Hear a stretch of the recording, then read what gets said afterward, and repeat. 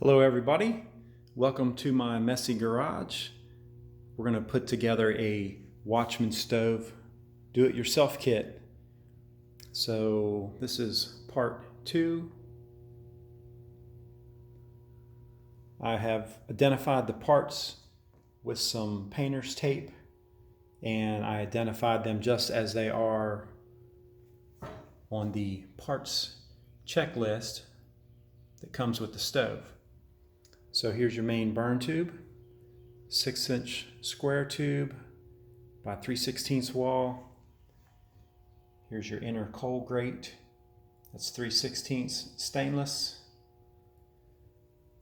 We need 2 of the legs so that we can properly space the air shaft divider, which will be going into the feed tube. So let's start with that. This is a real simple little setup here. You want to try to not weld on concrete if at all possible. Concrete can explode. And plus, another thing is you never, ever want to use brake cleaner to clean off any parts prior to welding, because that can be lethal and a fatal mistake, because when it heats up it creates a phosgene gas. I believe that's the right word. But anyway, you don't want to really, when I'm doing any welding of these parts that come from Winchester Metals, for the most part they're ready to go. You might want to touch them up with a flap wheel if you want, but you really don't have to. Alright, so let's get started. You can use pretty much whatever welding process you prefer. I like MIG. I've never tried it with stick, but a lot of people successfully put these stoves together with the stick process. And if you really want to show off, you can do TIG, but I'm not going to show off because I don't have a TIG at the moment. Anyway, all right. Use your proper PPE. Keep in mind some face masks for respiration purposes, welding hood, gloves, eye protection, hearing protection, and some tools that you'll probably need: a hammer, various files.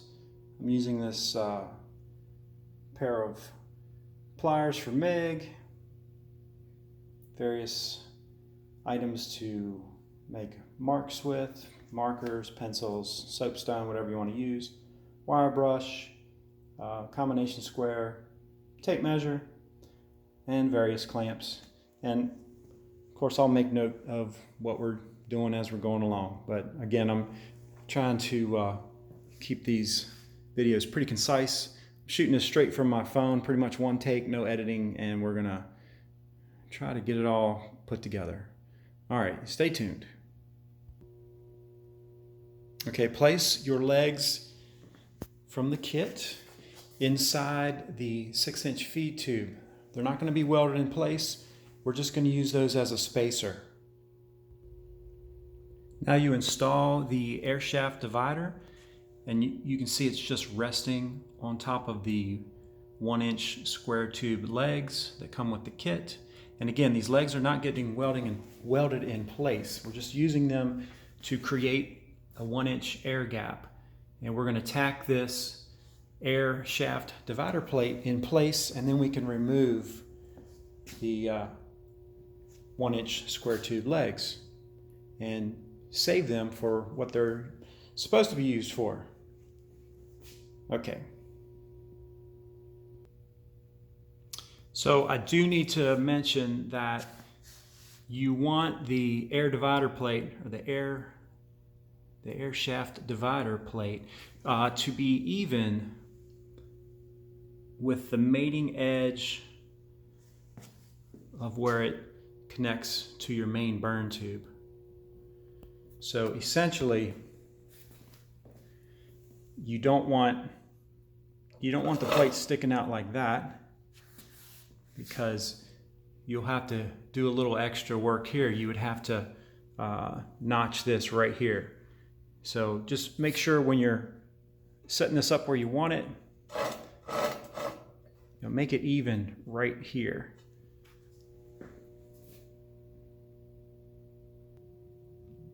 All right, make a couple tacks to connect the air shaft divider plate to the feed tube. So you can see I have a tack right here. Here's a tack. Put two, approximately in the middle.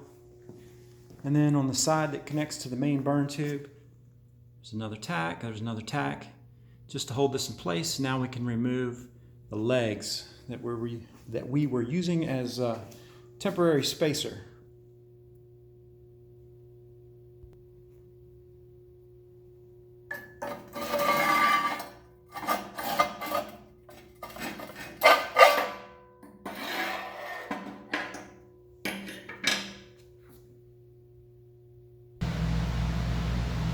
Okay, so if you're happy with the placement of the air shaft divider plate, just go ahead and, give yourself about 1 inch of weld at each end, and there in the center.